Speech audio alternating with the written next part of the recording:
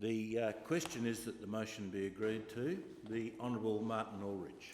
Mr. President, it is with great trepidation that I stand here tonight, delivering my first speech to this place. Not because this is my first speech, but because I stand here tonight knowing that the people of my region have charged me with a great privilege and responsibility to serve them in this place. I would like to extend my gratitude to you, Mr. President, and the parliamentary staff who have made me feel so welcome since my election on the 5th of April. Nothing has been too much trouble, and the wise counsel that has been offered has been very beneficial in these first few weeks. I'm the son of farming parents. I'm first-generation Australian. My parents are one of the rare few that spent their entire childhood growing up in Perth and then went on to make the bush their home and agriculture their living. I was born in Byford, Western Australia, in 1982. My parents at the time were working at a small piggery in the area. It was not long before my brother joined me the following year, and this young family headed for new opportunities in our wheat belt north of Merredin. My parents were young. We were by no means wealthy in a material sense, but my childhood was rich. My father worked 3 jobs, by day at the piggery and by night at either the local roadhouse or the steel fabrication factory. It was whilst we were in Merredin that my brother and I were joined by a sister. Some of my strongest childhood memories were of living there, in our small fibro house with rainbow carpets, being entertained by Dad in the cool of the afternoon, being pulled behind the motorbike in our pedal carts. The pedals going that fast, I'm sure if we were to have put our feet near them, they would have broken our ankles or worse. Weekends spent on the farm dams catching julgies with the Gray family, lots of memories. It was when I was 7 that my family moved to Gingin. Gingin was very different to Merredin. It was greener, cooler place. We had a brook, the ocean was only half an hour away, and for the first time our family lived in a new but modest brick home. It was in Gingin that my siblings and I developed love for horses that my father had, and over the coming years we all had the pleasure of riding fine equine specimens from the free section of the Quokka. One thing is for sure, that after that baptism of fire we could ride any horse, or so my father would tell us. Gingin only had a district high school, so as Year 11 approached, I faced the decision of heading to Perth for my senior high school education or to board in the country. I don't recall the decision taking me very long. I'd only known country life at this point, apart from the rare occasion when we would stay with our grandparents during the school holidays for swimming lessons in Perth. It was a decision that I remember making swiftly, but one that I've never regretted. Whilst my friends were off to start trade apprenticeships, attend schooling in Perth, or at agricultural colleges in Cunderdin or Morawa, I was heading to Central Midlands Senior High School in Mora. I boarded at the St James Residential College, along with about 40 other country kids from across the state. Mora was quite a change. Not only was it the first time that I was to live away from my parents, but it was the first time I'd had any interaction with Aboriginal people. Although Mora is only an hour up the road, or 2 hours if you were put on the Transwa bus on a Sunday afternoon, it was a vastly different community to the one I had grown up with. It wasn't until my last year of schooling in Mora that I learnt just how strong and resilient this community was. On the 20th of March 1999, 80 millimetres of rain fell within 6 hours within the Moore River catchment as a result of severe tropical cyclone Elaine. This in isolation may not seem that extraordinary, but after 2 days of relentless rain, it was enough to become a serious problem. Locals had seen the river rise and fall over the years, and there was nothing to be alarmed about as the river continued to rise on Saturday afternoon. By early Sunday morning, dogs were waking locals as water advanced into their backyards, and others awoke to knee-deep water already in their bedrooms. This town that I'd only known for a little more than a year amazed me. It didn't matter who you were, where you were from, or what task you got assigned to do, everyone just got on with it. Much of my class was shipped off to neighbouring schools to continue with what was to be their final TEE year, as the State Emergency Service set up operations in our high school. As the head boy of the senior high school, I could not return to my studies at this time. I felt that, like everyone else in the town, I had a responsibility to do my bit. Once the water had receded, I returned to town and began work setting up a relief centre in the school gymnasium. It was not long after that donations of clothing, food and cleaning equipment started rolling in from across the state, and it was my job to manage its collection and distribution. It was only a small task when you consider the enormity of the recovery effort, but one that I remain proud to this day to have done and played my part during those rough few weeks in this community. I'd been an emergency service volunteer before moving to Moora. However, I think it was my experience there that encouraged me to continue to serve my community. Returning home to the farm after completing Year 12, I commenced my university education by distance education whilst I worked for Mum and Dad. I became more active in my local fire brigade and at the age of 18 was elected captain of my local fire and rescue service station. I was on a steep learning curve as my station had responsibility for two major highways, the Brand and the Great Northern. Shortly after, I was accepted into the Career Fire and Rescue Service. I would spend the next 6 years as a career firefighter, most of which would be served at Belmont Fire Station. It was a great job, but even greater were the people I worked with, who became my extended family. We shared our ups and downs together, and I've made lifelong friends from the time I spent on B Platoon, Belmont Fire Station.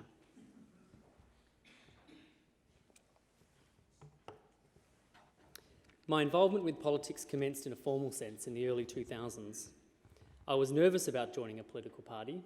I don't come from an overtly political family, however, I'd hazard a guess that they were traditionally Conservative voters. My family had no connection with the Nationals. I hesitated. What am I signing myself up for, I thought. It was not long after I received a phone call from Darren Moyer, the president of the Young Nationals at the time. He sounded normal, apart from calling me Tiger and the odd tickety-boo thrown into conversation. From a farm in Borden, not much older than I was, all of a sudden it wasn't so scary after all. There was a good group of Young Nationals at the time when I joined, which probably had the greatest influence on me. The Honourable Brendan Grills, Mia Davies, Michael Rose, Daniel Spillman, Joe Hawksley and of course Darren, to name a few. We were more of a social club of country kids that would get together a few times a year, have a beer and knock some ideas around. We were encouraged along by some of our more senior members, like the late John Saint and party stalwart Marjorie Green, who backed us young ones, including our controversial civil unions motion at our state conference. It was a great time to be involved. Our party was on the cusp of change, a new leader, new policy and rejuvenation in our party's base that reflected the changing landscape that is regional politics. The Honourable Grant Woodhams and the Honourable Murray Criddle had a great influence on my being in this place today. It was these two gentlemen that encouraged me to achieve what not that long ago I thought was impossible. Both have been outstanding representatives for regional Western Australia, and I acknowledge their contribution tonight. It was this time last year that I was preparing for my second pre-selection after having contested this same region in 2008, fourth on the Legislative Council ticket for the Nationals. Our parliaments need a mix of people to make them fully representational of our electors, and whilst that includes ethnicity, gender and background, I also believe that one's age is an important factor that political parties need to consider.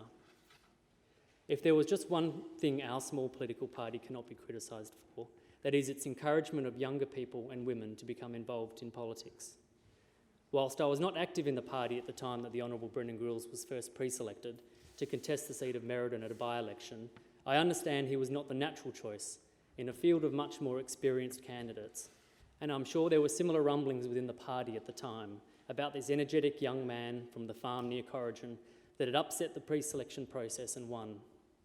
On many occasions I've reflected over the last 12 months on the advice provided to me at the time by the Honourable Brendan Grills, and that was have faith and trust in the members of our party, as they have not got this wrong before.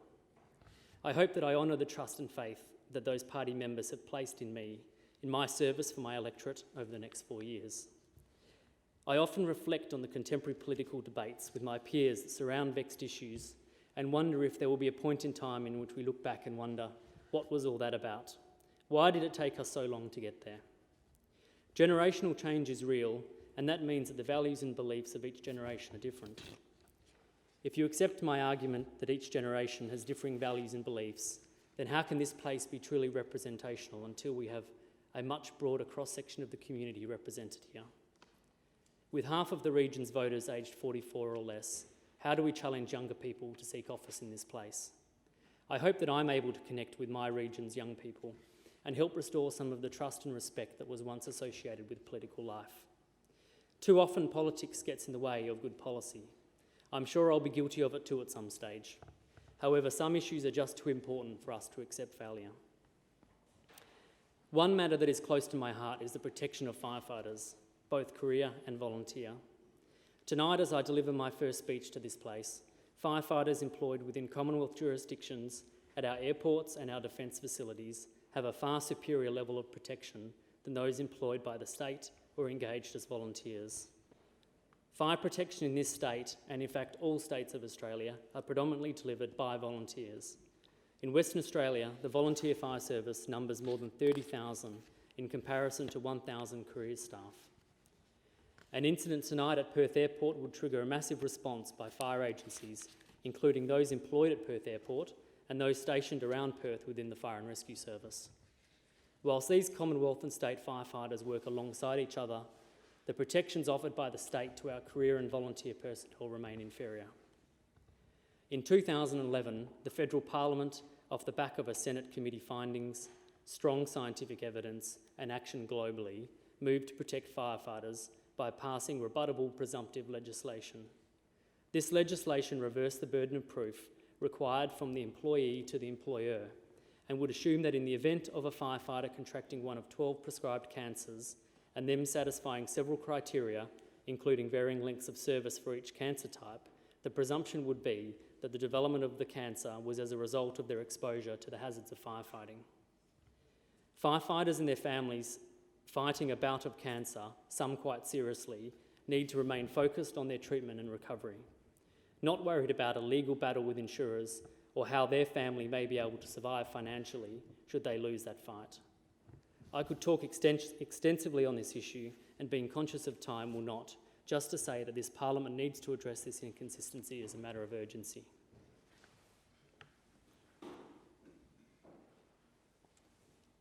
The electorate that I represent in this place, the agricultural region, is some 200,000 square kilometres of Western Australia's finest country. To put that into some perspective, my electorate compares in size to the state of Victoria at 227,000 square kilometres. It stretches to Kalbarri in the north, to Merredin in the east, and to Bremer Bay on our south coast, adjoining the metropolitan area and the southwest region on the western boundary. The region has a great diversity in its local economic drivers, spread over a large geographic area. Making comparisons with the rich farming and viticultural areas of the Great Southern with the tourism and pastoral base of Kalbarri are often difficult. However, one strong factor transcends these communities, that is country people. Agriculture, including fishing and forestry, are the major sources of employment in the region and have been for the best part of the last century or more. Whilst all three of these industries have experienced fairly tumultuous times for various reasons over the last decade, I remain optimistic for their future. The production of food and fibre in Australia is one of our natural and economic strengths.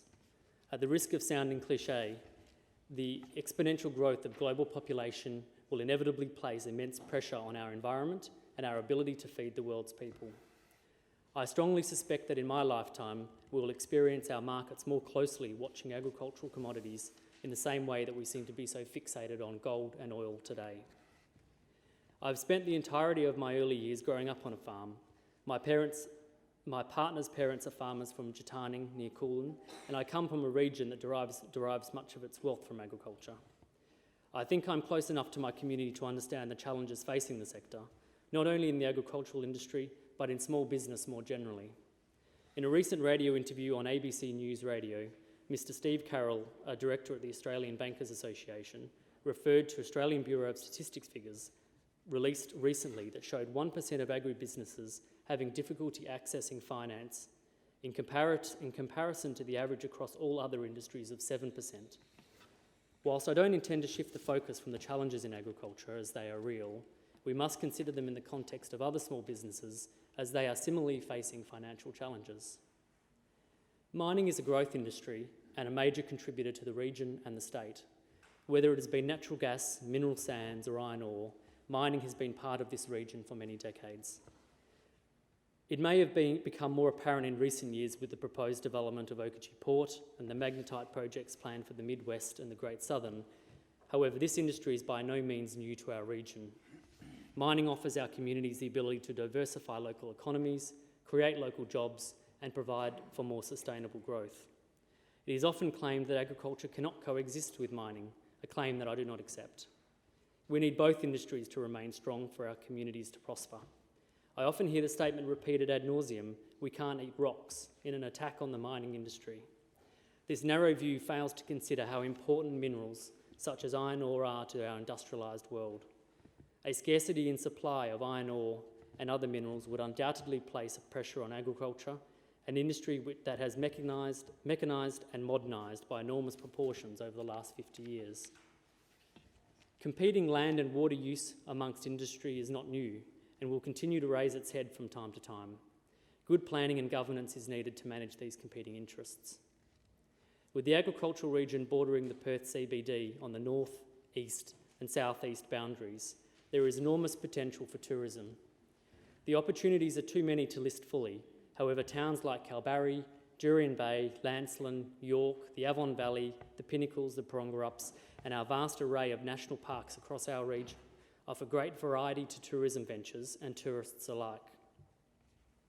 Royalties for Regions has invested heavily in tourism over the last 4 years, investment which I support and hope will continue in this term so we can continue to exploit the unique opportunities that our state offers and attract more interstate and international travellers.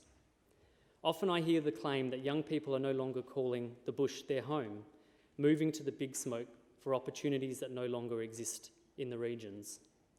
The facts are something quite different.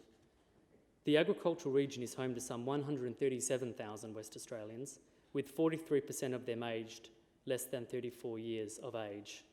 I found that statistic quite astonishing when it was released in 2011 by the ABS.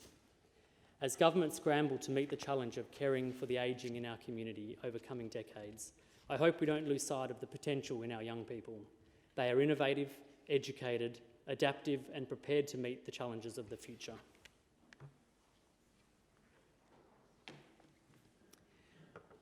This leads me to the next point that I wish to make this evening, and that is of volunteers.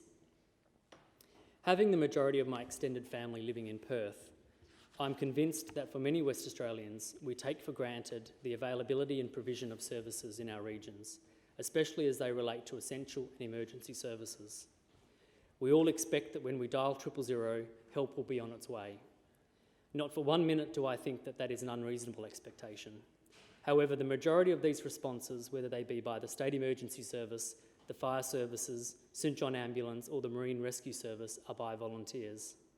I recognise that it's not viable for small country towns to have paid staff performing these functions for a range of reasons.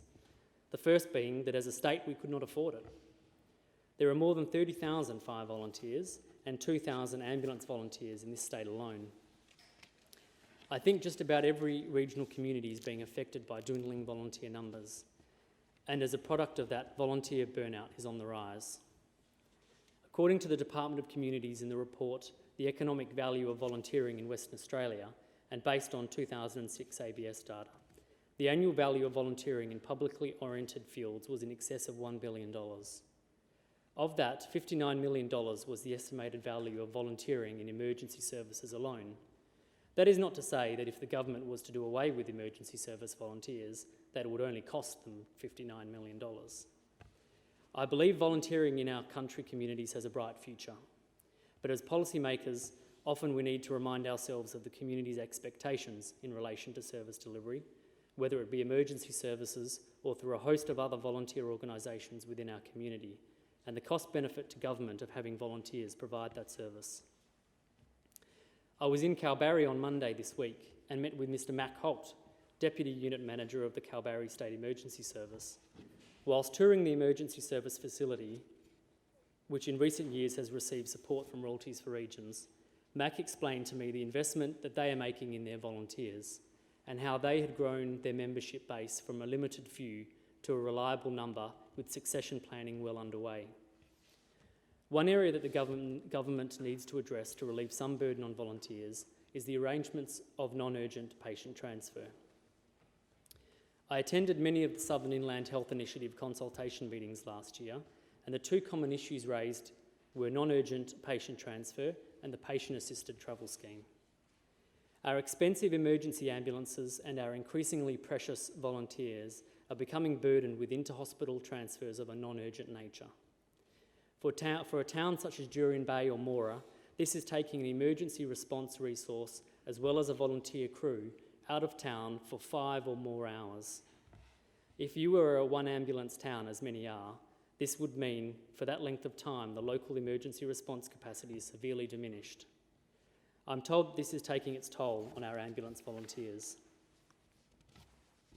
I was pleased that the Nationals, during the election campaign, announced an initiative to in some small way, recognise the work of our emergency service volunteers. A $2,000 fuel card will be provided to each emergency service group in regional Western Australia to recognise their contribution to the community. This card is not intended to fill up the tank in the fire truck. It is to recognise the contribution, and frequently it is a financial contribution that volunteers make to their community.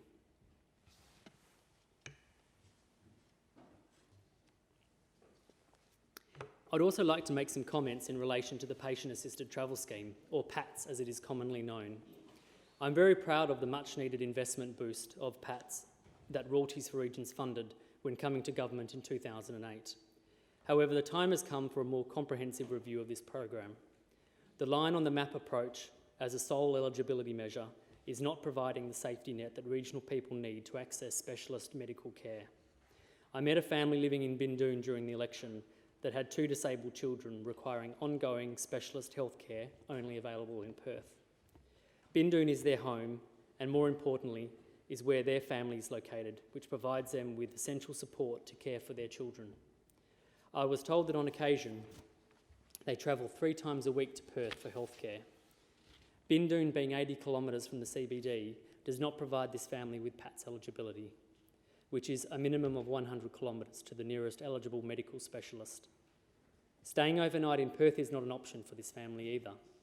Getting by on a carer's payment, even with PATS eligibility, would only offer them $75 per night towards commercial accommodation. There is no doubt they're doing it tough. The program must be more needs-based and responsive to individual family needs.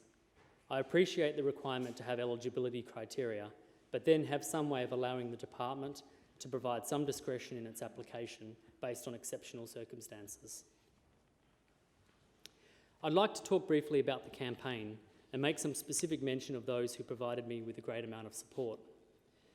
Firstly, having been involved in several state and federal election campaigns, the role that the West Australian Electoral Commission plays in conducting these enormous logistical operations is not fully recognised in my view. 456 candidates vying for 95 places in the state's parliament, nearly 800 polling places run by 7,500 casual staff. This state government department has only 49 staff, yet performs one of the most important functions of our democracy, the successful operation of our elections. The agricultural region is a big place, and I'd like to acknowledge Paul Brown, Jill Saunis, Kathy Bowen and Rosalba Butterworth. These 4 fine people ran alongside me on the party's ticket, with enormous support from their respective families, I am sure. We had a lot of fun amongst the more serious moments of the campaign. I recall the first door that I knocked on of the campaign was out the back of Bindoon in the country club, catching the resident by surprise as he was taking a leak off the back veranda. I'm not sure who was more surprised or embarrassed. I still left my flyer with him in case he had any questions, not offering a handshake on this occasion, and then continued on my way. Whilst door knocking will always provide you with an endless supply of near misses and funny stories, I continue to find it a valuable tool to receive feedback and engage with my constituents. It was door knocking that gave me the confidence to stare down our detractors who would suggest the Nationals face devastation in the agricultural region and its assembly districts at this election. Whilst this story was being printed week after week in our rural newspapers, this was not the feedback that I was getting from the community, mostly through my door knocking. Because of my natural association with the northern agricultural region, I find myself spending more time supporting Shane Love in the electorate of Moore. I'd only met Shane a handful of times prior to his pre-selection, including when the Honourable Grant Woodhams and I approached him to run for the Nationals. I'm confident that he'll be an excellent representative for the people of Moore, and I wish Shane all the best for his parliamentary service in the other place. I'd like to recognise the contribution made by the Nationals candidates for the other place to my election: Shane Van Stein in Geraldton, Mia Davies in Central Wheatbelt, and the Honourable Terry Waldron in Wagen. Thank you. I'd like to acknowledge some of the people that assisted me personally during the campaign. Firstly, the energy and support provided by the Young Nationals was fantastic. Bryn Butler, Cale Hill, Jamie Forsyth, Jake Ash, James Wishart, Douglas Martin and Henry Travers from Sydney, Cameron O'Neill from Brisbane, thank you for your support. To my federal parliamentary colleagues, the Honourable Warren Truss, Senator Barnaby Joyce and Senator Fiona Nash, thank you for the time you spent assisting me during the campaign. I'm sure it's not easy for you to find that time, and I appreciate it.